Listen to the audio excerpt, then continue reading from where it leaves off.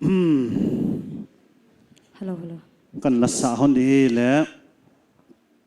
he jong ta hitin cái sading te ni he nei mu la ni he mai thioi ta ai jong le pi le tunia kin nei pa mo langin chela hi sadinga ain gon jong hi in chele amai anasim la hit mama kitile mi tampin alin nevin a het chu hi in amani zo hungding do ni khat ve na hungding do thon in tin ban le chela hi nang ke dia lai tan ti lai kan sa ni midang kina lai tan la ki sa sing tu nya ma kin mo mang ki sa de ta Hello, hello.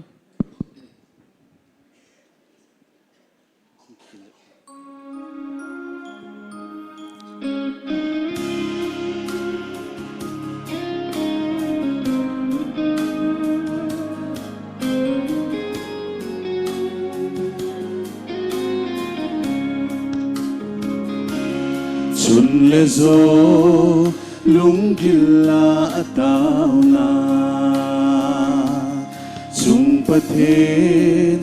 gon pe nang thong lung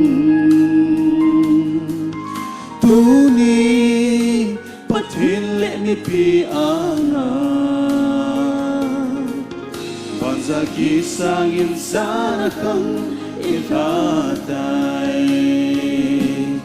nang ke dia lai tan ke nang dia lai tan nang ke ya lung mong ding ke nang a ki pa ding ami zatam lai chung mang pathin jang go mi mai sama tunin mo so hita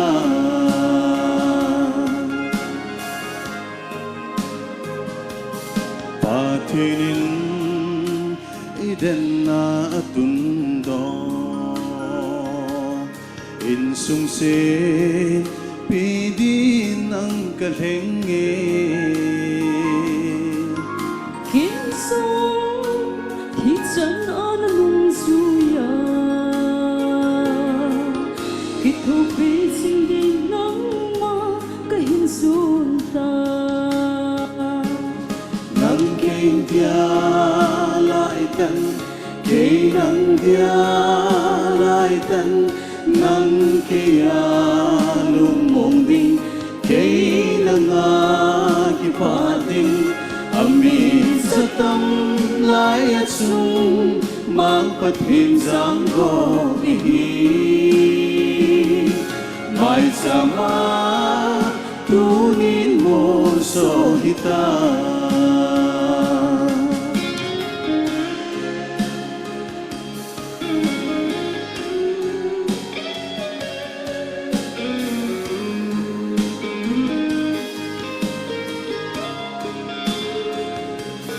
punya pa hin ko lum ke ya di ikite na lon la koi hite lop ni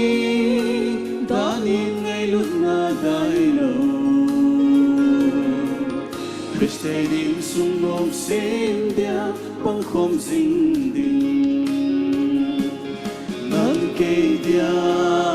lai tan ke nang dia lai tan nang ke ya lung mong ding ke nang a ki pa ding ami satam lai chung mang pathin jang go ni mai chama tunin mo so hita nang ke dia lai tan ke nang dia lai tan nang ke ya lung mong ding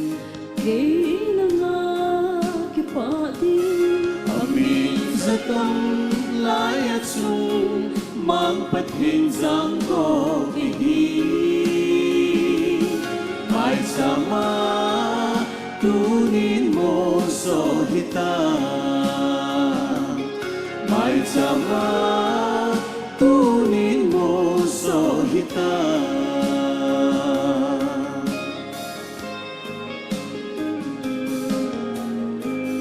cái pa we pachin pathe